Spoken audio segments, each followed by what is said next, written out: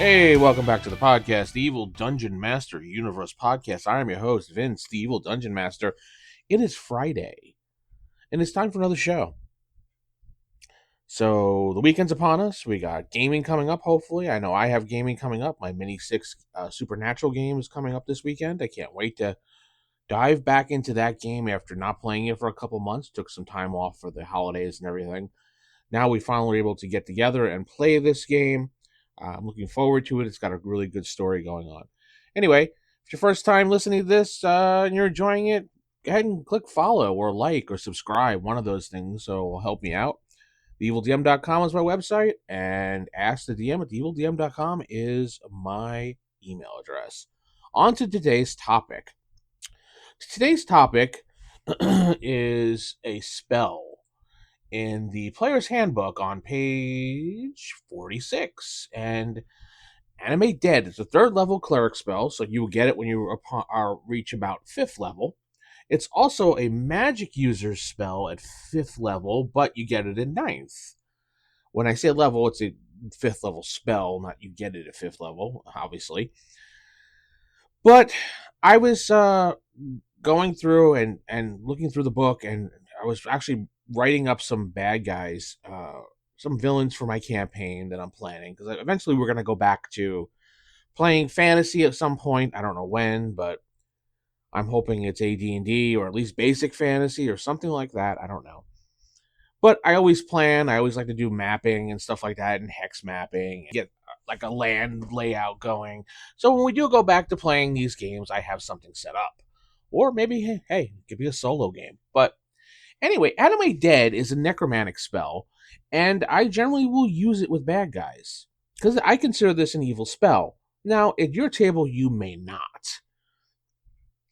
It's a necromantic spell. Usually necromantic spells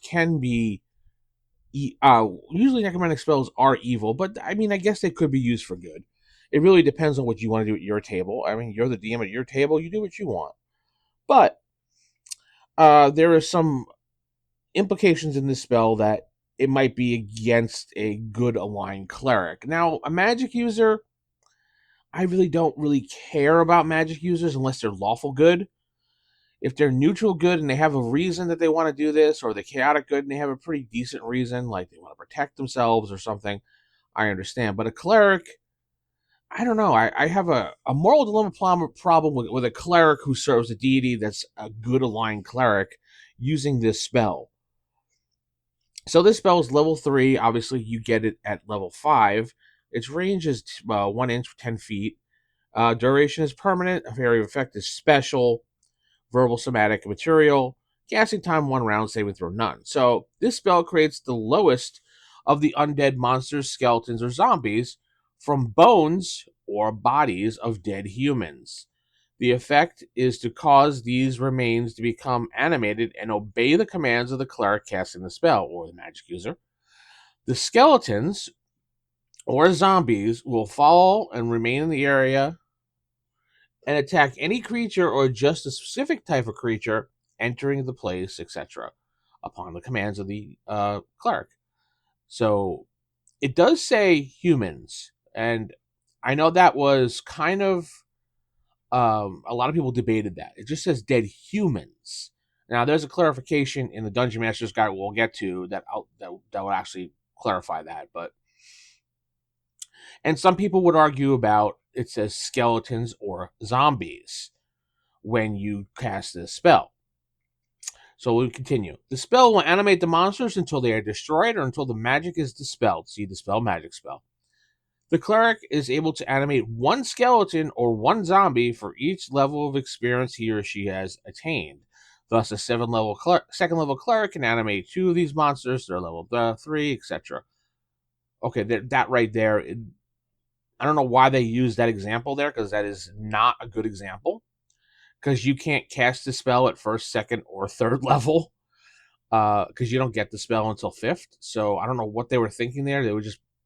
They should have just kind of said a 5th level cleric and someone 5, 6th level cleric and someone 6. But anyway, there is more clarification on this in the DMG, but we'll get to that in just a minute.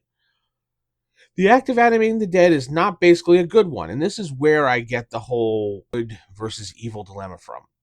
And it must be used with careful consideration and reason by clerics of good alignment. It requires a drop of blood, a piece of human flesh, and a pinch of bone powder or bone shard to complete the spell. Plus, you need the body. You can't just use those three things and then poof, something comes out of the sky. So there's the skeleton or zombie thing. It becomes one or the other. Now, a couple I've had some to do this, and players would argue when they use the spell that it could be a skeleton or a zombie. And that doesn't make a lot of sense because it says a pile of bones or bodies. So that should tell you right there skeleton, pile of bones, or bones, like a skeleton with the flesh taken off, or a dead body, which would be a zombie. So that right there tells you what it is. But people would argue saying, well, I wanted a skeleton. Well, you can't have a skeleton when it's a body unless you want to strip all the flesh off the body and then we can have your skeleton. So, yeah, really, I mean, it's your table. You could just do 50-50 and say whatever you want. The cleric says, I want to animate one dead skeleton. And there's only a do there, and they have the material components to do so. Give it to them if you really don't care. Or roll 50%. Or roll 1d6. Odds, yes. Evens, no. Whatever. There's various ways you can handle it at your table. Now, flipping over to the Dungeon Master's Guide, on page 41, we do have a little bit of a more explanation here of Animate Dead. So here, where do we say? Okay. Animate Dead, 3rd level spell. It is, of course, possible to animate the skeletons or corpses of demi-human and humanoid as well as human sort. So it allows you to do other races and other sorts of humanoid-like creatures, such as goblins or something like that. If creatures with more than one basic 1 hit die or 1 plus hit die are so animated, the number of skeletons or zombies will be determined in the hit dice rather than the total numbers. Oh. Thus, a cleric of 6th level can animate 6 skeletons of human or humanoid sort, which in life had less than 2 hit die, 3 such undead, which in life had less than 3, but 2 or more hit dice are a single undead creature which had 6, but less than 7 hit dice. For each such additional hit die, the skeleton or zombie will gain another die. Thus, the animated skeleton of a fire giant, a 11 hit die monster, is 10 over the norm for a skeleton normally animated. So it would have a plus 1. It would have a 1 plus 10 hit die. So 11d8. Likewise, a fire giant zombie would have 10 dice over and above the sort of creature typically made into a zombie. So it would have a 2 plus 10 hit dice, or 12d8. This does not enable a cleric to make skeletons or zombies of characters of 2nd level or higher level have more hit dice. Such undead are simply human skeletons, zombies with 1 or 2 hit dice, nothing more. So that's the clarification they give in the Dungeon Master's Guide, which answers a few questions on whether or not what type of creature you can raise up to do, and what creatures can't, and what happens when you do higher level ones. Also, you have to consider that these creatures are only going to work on basic commands, much like a pet that you have. A trained dog, they'll, get this, get that, attack, defend, guard. You can't be like, go to the castle and go to the 7th floor and destroy the king's second in command. You can't do something like that. It's just like, you attack him, protect me, things like that. Skeletons and zombies will obey. So skeletons are rather weak, and using them is not going to give you much advantage when you're like 5th level or 9th level, so to speak.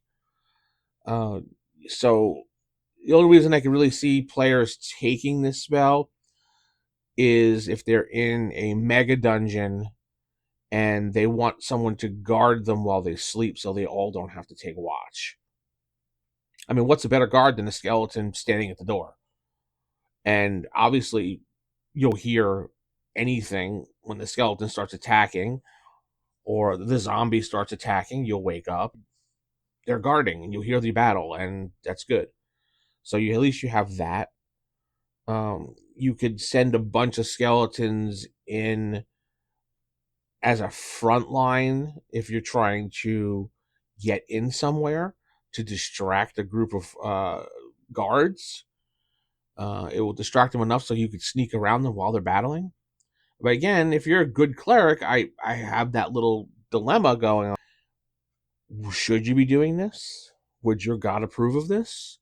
I don't know. I mean, every table's different, so you just basically have to decide on your own. Tell me what you think about the Animate Dead spell. Do you use it in your game? I use it a lot for bad guys, like the big bads. I like to have it because they like have their layers always guarded by anime, like undead or skeletons. Especially if I have like an evil necromancer or something for my campaign, which is really good. The evil necromancers are fun to run, especially if you play them correctly with the right spells and everything. Yeah. All right. With that said, I'm going to head out. Keep it original, keep it old school. Good night. God bless, and keep those AD&D fires lit. Good night, everybody.